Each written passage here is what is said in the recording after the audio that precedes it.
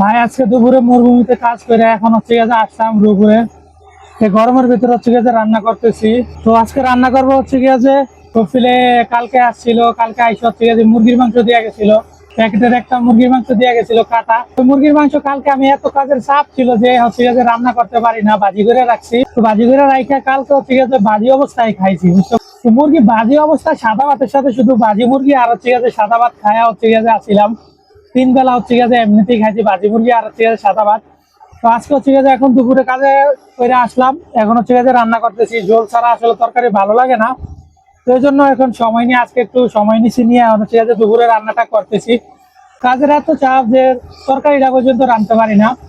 এ দেখেন মুরগি ছিল অনেকগুলো, এটা পুরোটা ভরা ছিল, ঠিক আছে। আমি আসলে এইভাবে ভাজি মাংস হচ্ছে গিয়ে যে সাদা ভাতের সাথে খায়া কমে লাইছি, বুঝছেন। এখন এই অল্প কটা ফিজ আছে, এই ফিজটা হচ্ছে গিয়ে আলু দিয়ে রান্না করবো। পেঁয়াজ গুলা কিছুক্ষণ ভাজিয়ে নিবো। এই যে দেখেন মাংসের লগে আদা দেওয়ার জন্য আদা কিছুদিন আগে কফি লাইনে দিছিল, আদার দেখছেন কি অবস্থা হয়েছে শুকিয়া। এই যে দেখেন একটু আদা বাইর করলাম অনেক কষ্টে, আর এগুলাই হচ্ছে গিয়ে যে শুকনা, এগুলা তরকারির সাথে দিলেও ভালো হইব না, তো এগুলাকে একটু কুচা কুচা করে নিতে হইব। অনেকে হয়তো বা ভাবতে পারেন আদা নষ্ট হয়ে গেছে, না ভাই আদা নষ্ট না, আদা শুকিয়ে গেছে। এই যে দেখেন এটা হচ্ছে গিয়ে যে আদা থেতলাইছিলাম, আদা থেতলাইনাটা দিয়ে দিব, সাথে কয়টা জিরাও দিছি। আর আসলে রসুন নাই আমার কাছে, কপিলকে বলছিলাম রসুন দেওয়ার জন্য, রসুন দেয় না, এই জন্য রসুন ছাড়াই হচ্ছে গিয়ে মুরগির মাংস রান্না করতে হইতেছে। শুধু কি কি দিলাম, পেঁয়াজ দিলাম, আদা দিলাম, আর হচ্ছে গিয়ে জিরা দিলাম, আর এলাচ দিলাম। একটু ভালো মতো কষিয়ে নিতে হইব, ঠিক আছে, নয়তো গন্ধ থাইকা যাইব গা। মশলা এটা হচ্ছে গিয়ে পাকি মরিচ, এটা হচ্ছে হলুদ, আর এটা হচ্ছে মিক্স মশলা। বাস এই 3টা মশলাই দিব, আমার কাছে আর নাই অন্য কোনো মশলা নাই যে অন্য কোনো মশলা দিব। একটু পানি দিয়ে কষিয়ে নিব 2 মিনিট।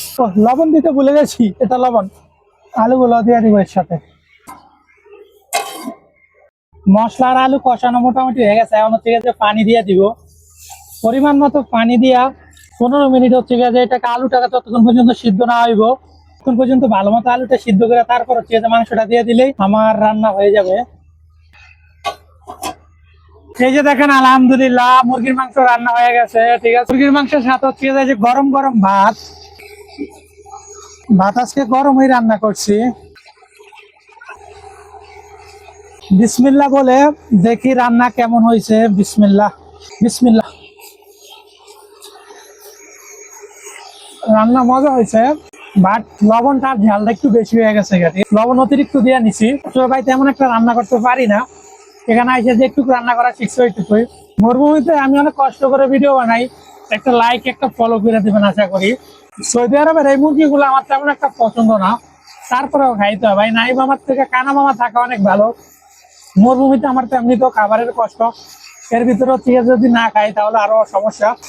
এই জন্য হচ্ছে বাধ্য হয়ে খাইতে হয়, বুঝছেন। যেটা না খাই ওইটাও খাইতে হয়, আর যেটা খাই ওইটাও খাইতে হয়। সারাদিন অনেক কাজ করছি, ক্ষুধার্ত শরীর, খালি পেট, যা মুখে দেয় তাই হচ্ছে ভালো লাগে। লবণ বেশি হোক আর কম হোক খাইতে হবেই হবে।